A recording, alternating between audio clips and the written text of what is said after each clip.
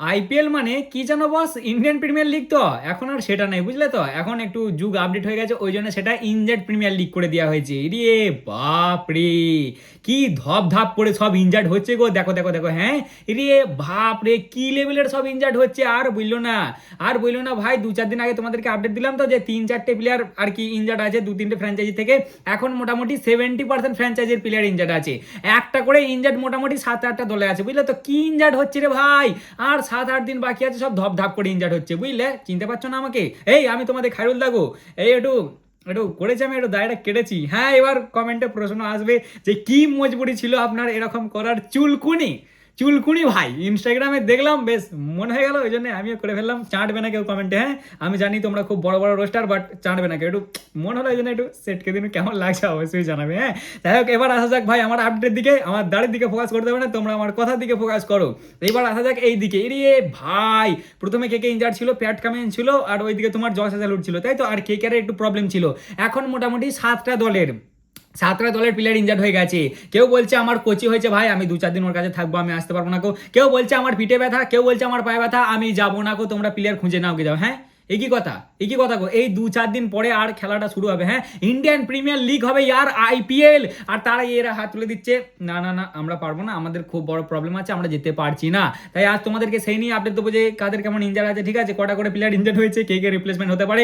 আর তাছাড়াও এর আগে একদিন আমরা আলোচনা করেছিলাম আরসিবি, এলএসজি, সিএসকে এবং এসআরএই যে জার্সি নিয়ে। এরপরে ভাই আর যে বাকি 6টা দল আছে, যেমন তোমার জামাইদার দল, রাজস্থান রয়্যালস, কেকেআর মানে করবো লড়বো জিতবো বলারা, তারপর হচ্ছে জিটি, পাঞ্জাব কিংস, সবাই জার্সি মোটামুটি অ্যানাউন্স করে দিয়েছে, মানে সবাইকারই নতুন জার্সি সবাই রিভিল করে দিয়েছে। 10টা দলেরই জার্সি বেরিয়ে গেছে। তাই এই 6টা জার্সি নিয়েও, মানে এই 6টা দলের জার্সি নিয়েও একটু আর কি আমরা চর্চা করবো যে কেমন হয়েছে, কেমন লাগছে, সেই নিয়ে আলোচনা হবে ছোট করে। তাহলে চলো আর বেশি না বুকে ভাট, আজকের ভিডিওটা শুরু করা যাক। এই যে ভাই সাহেব, সাবস্ক্রাইব করে নি মনে হচ্ছে। যারা সাবস্ক্রাইব করেনি অবশ্যই সাবস্ক্রাইব করে নেবে, আর যারা ফেসবুকে দেখছো অবশ্যই ফলো করে নেবে। তা সবার প্রথমে শুরুটা করা যাক আমার দ্বিতীয় গ্যাংস্টারদের কাছ থেকে, ঠিক আছে। দ্বিতীয় গ্যাংস্টার মানে হচ্ছে তোমার এসআরএইচ বালাদের ভাই একটাই সবসময় আর কি একটু ফল ছিল, সবসময় মানে কেন বলছি, একটাই আর কি খবর মেন বেরিয়ে আসছিল যে প্যাট চাচা কিছুদিনের জন্য অ্যাভেলেবেল থাকতে পারবে না। এটা এখন অফিসিয়ালি কনফার্ম হয়ে গেছে ভাই। প্যাট চাচা বলে দিয়েছে যে না, প্রথমের কটা ম্যাচের জন্য আমি থাকছি না, প্রথমের কটা ম্যাচের জন্য আমাদের ক্যাপ্টেন থাকছে ঈশানদা এবং ভাইস ক্যাপ্টেন থাকছে আমাদের খেপু। যেমনটা বলেছিলাম ভাই সেরকমটাই হয়েছে, কিন্তু এখন আবার নতুন করে শোনা যাচ্ছে এদের জ্যাক এডওয়ার্ডস বলে যে ছিল, যাকে কিনেছিল এইবারে, সেও নাকি ভাই রুলড আউট হয়ে গেছে। মানে এটা কোনো কথা?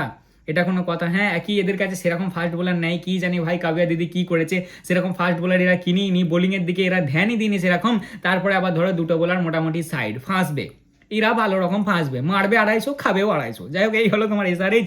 এবার আসা যাক আরসিবির কাছে। আরসিবির সেই একই আপডেট আছে ভাই, জস হেজালউড প্রথমের দিকে দুটো ম্যাচ মিস করতে পারে, বাকি লাস্টে তারপর সে জয়েন করবে। মানে প্রথমে যে দুটো ম্যাচ আছে ওদের সিএসকে এবং এসআরএইচের বিপক্ষে, সেই দুটো আশা করা যাচ্ছে যে হেজালউড মিস করতে পারে।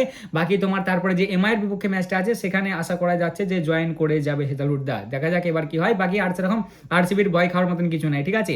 এইবার আসা কেকারের কাছে। কেকারের তো রানাজি পুরোপুরি রুল আউট হয়ে গেছে, মুজরাবানি এসে গেছে। আচ্ছা, এবার তোমার পাথিরানার এক জায়গায় আমি খবর দেখলাম তোমার যে ফার্স্ট ম্যাচ থেকে অ্যাভেলেবেল থাকতে পারে, আবার এক জায়গায় দেখলাম যে এনওসি দিচ্ছে না। নাও বলো এবার তুমি কোনটা বিশ্বাস করবে, বলো দেখিনি। এক জায়গায় খবর পেলাম যে পাথিরানাকে এনওসি দিচ্ছে না শ্রীলঙ্কান ক্রিকেট বোর্ড, মানে ওর এতটা চোট হয়ে গেছে, এনওসি দেওয়া হচ্ছে না, ও যাবেন এরম হাত তুলে দিচ্ছে। আবার এক জায়গা থেকে খবর আসছে যে প্রথম ম্যাচই অ্যাভেলেবেল থাকবে। এবার ভাই সময় বলবে, ঠিক আছে, আর 7-8 দিন যাই বাকি আছে, 7-8 দিন পরে দেখা যাবে যে পাথিরানা খেলছে কিনা। তবে আমার মন বলছে যে পাথিরানা ভাই অ্যাড হয়ে যাবে, ঠিক আছে। চুলটাও কেটেছি, কেমন লাগছে একটু বলবে, হ্যাঁ। যাই হোক ভাই, আমার মনে হচ্ছে পাথিরানা অ্যাড হয়ে যাবে, ঠিক আছে, কারণ সেরকম বড় ইঞ্জুরি হয়নি পাথিরানার, যতটা হয়েছিল ও মানে আর কি এসে যাবে। আর বাকি তো রানাজির জায়গায় তো আমি এখনো বলবো আকাশ মাদওয়ালকেই নিতে। এখনো এরা কাউকে অ্যানাউন্স করিনি রানাজি রিপ্লেসমেন্ট হিসেবে, তবে আমার পার্সোনাল চয়েস আকাশ মাদওয়াল। তোমাদের যদি কেউ থেকে থাকে অবশ্যই কমেন্টে জানাবে। এইবার আসা যাক সিএসকে এর কাছে। সিএসকে মোটামুটি ঠিকই ছিল ভাই। সিএসকে কে নিয়ে আমরা পার্সোনাল একটা ভিডিও বানিয়েছি, যেখানে সিএসকে এর সব কিছু A to Z নিয়ে আমরা আলোচনা করেছি। যারা দেখোনি অবশ্যই চ্যানেলের ভেতরে বা পেজের ভেতরে গিয়ে দেখে নেবে, ঠিক আছে। সিএসকে ভাই এখন বর্তমানে একটা নতুন প্রবলেম দেখা দিয়েছে, যেটা হচ্ছে একদম অফিসিয়াল প্রবলেম, আর সেটা হচ্ছে এদের নেথান এলিস মেন বোলার। একই আমি বলেছিলাম ভাই সিএসকের ভিডিওটাতে, আমার মনে আছে যে এদের বোলিংটা আমাকে অতটা জোশ লাগছে না। যে লেভেলের ব্যাটিংটা আছে না এদের 6-7 অব্দি, মানে আর কি মানে বিশাল তাগড়া লেভেলের যে ব্যাটিং আছে সেই লেভেলের বোলিং এদের লাগছে না। আর এদের মেন ফাস্ট বোলার মানে যে লিড করবে সেই নেথান এলিসই ভাই ইনজার্ড হয়ে গেছে, আর একদম পুরোপুরি রুলড আউট হয়ে গেছে অফিসিয়ালি পুরোপুরি সিজনের জন্য। সে আর আসবেই না। বলো ঠেলা এবার, মানে বোঝো ঠেলা এবার সিএসকে বলার কি করবে বলো দেখিনি।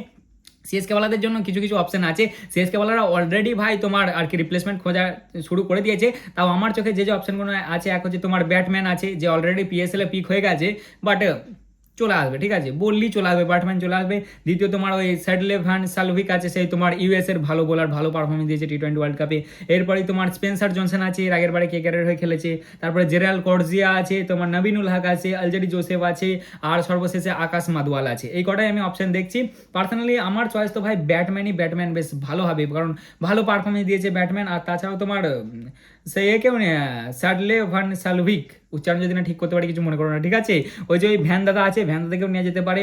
আবার শোনা যাচ্ছে আলজারি জোসেফকে নিতে হয় না ইয়ার, আলজারি জোসেফ থোড়ি না হতে পারে, আলজারি জোসেফকে নিতে হয় না তোমরা, ঠিক আছে। তোমরা এক কাজ করো ভাই, ব্যাটম্যানকে দেখো আর নাহলে সালভিককে দেখো, সিএসকে বলার, বুঝলে তো। যাই হোক, এটা ছিল মোটামুটি সিএসকে কে নিয়ে আপডেট। আবার রাজস্থানেরও নতুন করে প্রবলেম হয়ে গেছে, মানে সব দলে এই কিছুক্ষণ আগে ভাই ঝ্যাট করে সব খালি ইঞ্জুরির আপডেট আসছে।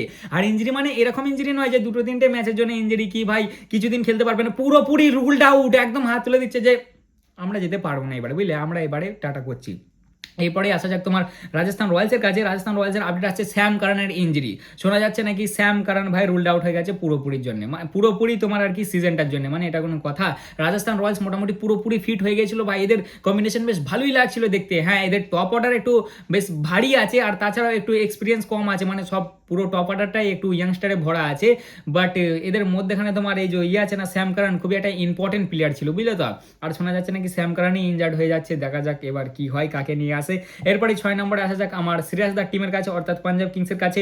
এদের সেরকম বড় ভাবনার কিছু নেই, বাট এদের একটাই এখন আপাতত একটু আর কি চিন্তার বিষয়, সেটা হচ্ছে ফার্গুসন শোনা যাচ্ছে আর্লি স্টেজ, মানে প্রথম দিকে ভাই কিছু ম্যাচ মিস করতে পারে, কারণ তার নিউ বর্ন বেবি, অর্থাৎ নতুন বাচ্চা হয়েছে। নতুন বাচ্চা কেন, তার বাচ্চা হয়েছে, তার সাথে একটু টাইম স্পেন্ড করতে চাই। কিছু উল্টোপাল্টা বলে ফেললে কিছু মনে করো না ভাই, ঠিক আছে। হ্যাঁ, এরকম টাইপেরই কিছু দেখলাম যে ফার্গুসন কিছু ম্যাচ মিস করতে পারে, যদিও পাঞ্জাবের কাছে অনেক বোলার আছে ভাই, পাঞ্জাব ফাটিয়ে দেবে। আর সর্বশেষে যাদেরকে নিয়ে আপডেট আছে সেটা হচ্ছে আমার গোয়েঙ্কা দুধ টিম এলএসজিকে নিয়ে। এলএসজির হাসারাঙ্গা শোনা যাচ্ছে নাকি ডাউটফুল, এখনো পুরোপুরি ক্লিয়ার নয় যে সে খেলবে কি না, বলা যাচ্ছে না ভাই। মধ্যেখানে তো আপডেট পাচ্ছিলাম যে মতিকে নাকি এরা অ্যাপ্রোচ করেছে, মতিও পিএসএল এ পিক হয়ে গেছে, সেই তোমার ওয়েস্ট ইন্ডিজের যে মতি আছে না, ওই মতি শোনা যাচ্ছিল যে নাকি ও পিক হয়ে গেছে। এবার দেখা যাক ভাই, বাকি ও পিএসএলই যাক, যেখানেই যাক না কেন, আইপিএল এর জন্য যাকে বলবে সেই হাজির হয়ে যাবে। তা মোটামুটি এই ছিল 7টা দলকে নিয়ে আপডেট, মানে এদেরই ইঞ্জুরি প্রবলেম আছে। বাকি তোমার থাকছে এমআই, জিটি, আর একটা কে বাকি থাকছে ডিসি, আমার জামাইদের দল, এদেরকে নিয়ে সেরকম কোনো ইঞ্জুরির আপডেট নেই। এছাড়া এই যে ওই দুটো আপডেট, এক হচ্ছে পেট কামিন্স আর একটা হচ্ছে জ্যাক এডওয়ার্ডস, এই দুটো ইনজার্ড। আচ্ছা, আরসিবির একটাই আপাতত জস হেজেলউড, কেকেআরের ওই তোমার রানাজির আপাতত ঠিক আছে, আর রানাজি তো পুরোপুরি ভাই আউট হয়ে গেছে, রানাটাই আপাতত।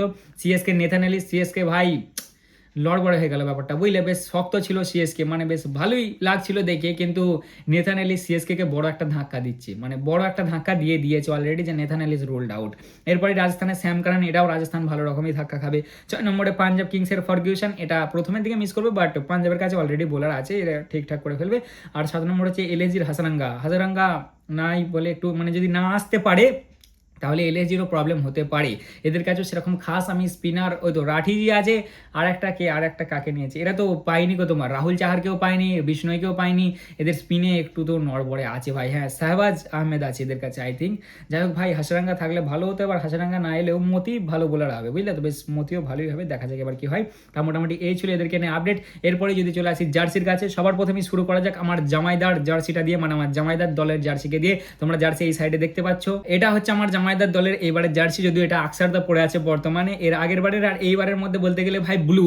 আমি বুঝতে পারি না যে প্রত্যেকটা দলের মধ্যে, মানে প্রত্যেকটা দলের ব্লু এত ফেভারিট কেন ভাই, ব্লু আর রেড দিতেই হবে, এদেরকে দিতেই হবে। তোমরা দেখো ভাই 90% দলের কাছে ব্লুটা পাবে, মানে একদম, মানে যেন ম্যান্ডেটারি যে ব্লু লাগাতেই হবে ভাই, কিছু ইউনিক ট্রাই করো তোমরা ইয়ার, না খালি ব্লু আর রেড।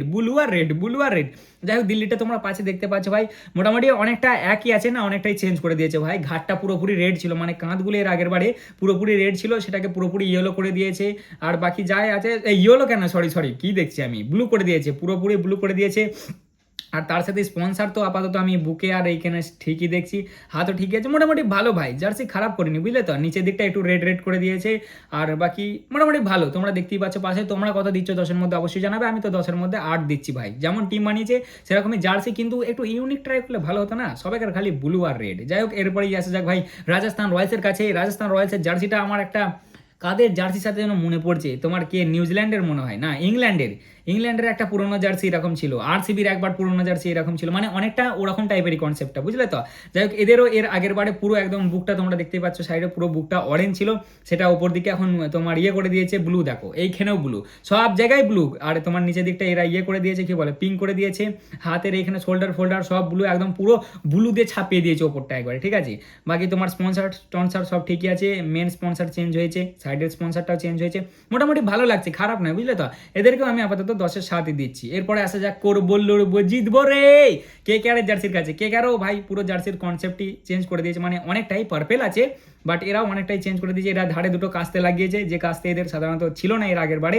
আচ্ছা, মেন স্পন্সার চেঞ্জ হয়েছে, এখানে স্পন্সারটা একই আছে, স্টারও একই আছে, হাতের স্পন্সারগুলোও ঠিকই আছে, খালি এখানে হাতে একটা নতুন পাড়া কি অ্যাড হয়েছে, জয়ের কিছু একটা মনে হচ্ছে স্পন্সার অ্যাড হয়েছে। বাকি মোটামুটি ভালো লাগছে। এদের লেগেসি নাই, কি টাইপের একটা ভিডিওটাতে ডায়লগটা এরা দিচ্ছিল গো, क्या लाइन है, क्या लाइन है बॉस, क्या लाइन है, ভালো লেগেছে। কেকেআর জার্সিটা ভালো ভাই, 10/8, বুঝলে তো। क्या লাইন হ্যাঁ বলে বলে এরা আরসিবি কে কি লম্বা করে চেটে দিলে ভাই সাহাব, জাস্ট কিছু বলার নেই এদেরকে, বুঝলে তো। যাই হোক, এই হলো কেকেআর জার্সি, ভালো, কেকেআর জার্সিটাও ভালো। এরপরে আসা যাক তোমার জিটি জার্সির কাছে, অর্থাৎ আমার প্রিন্সর দলের জার্সির কাছে।